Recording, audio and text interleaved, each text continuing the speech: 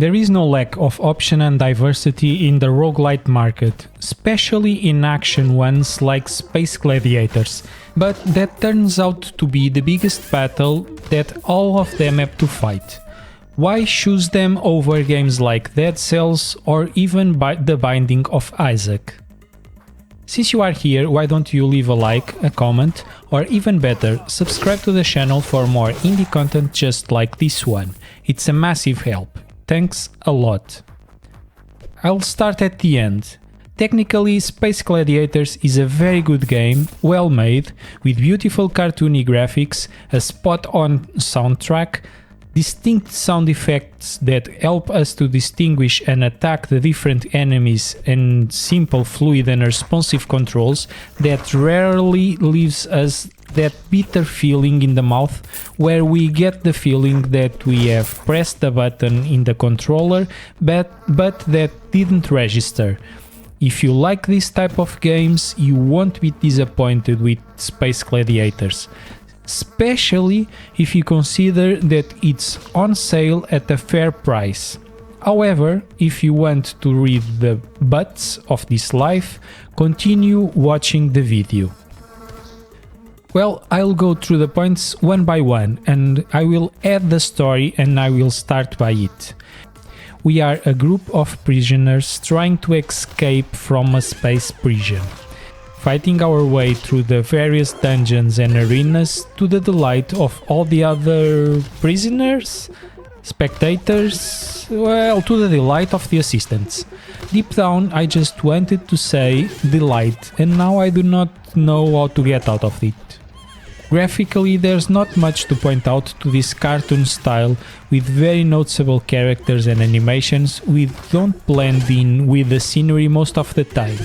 This simplicity helps a lot in our orientation. I rarely lost track of where my character was, something that often happens in these roguelite action platformers in 2D, where a lot happens on screen at the same time.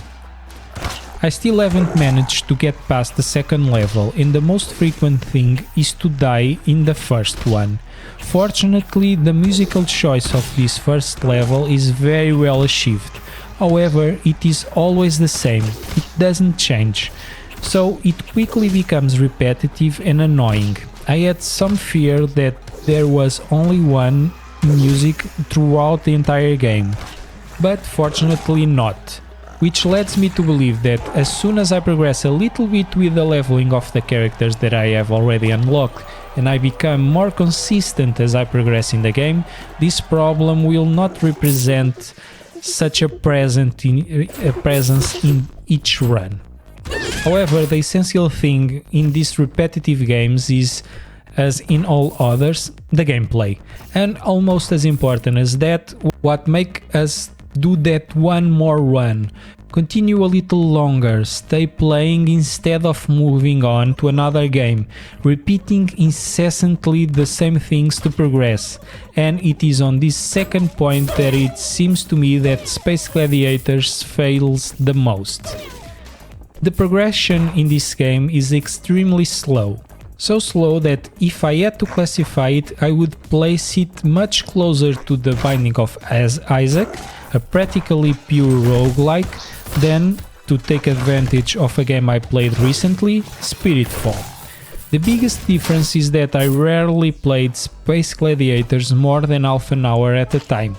Deep down it seemed like I wasn't progressing and I wanted to change games right away. This point needs to be put into perspective because I always have a lot of games installed, but it's not very often that such a well-crafted game doesn't grab me for practically no reason. But back to basics. The gameplay is simple and quite satisfying. We'll be unlocking different characters, each one with a set of characteristics that make them easier or more difficult to use.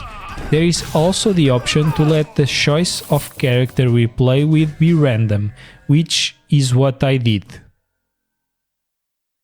With our main weapon we can almost always attack horizontally or vertically, with the exception of one of the characters I unlocked who attacked diagonally, exchanging the simplicity of attacking the enemies for an increment in the damage department.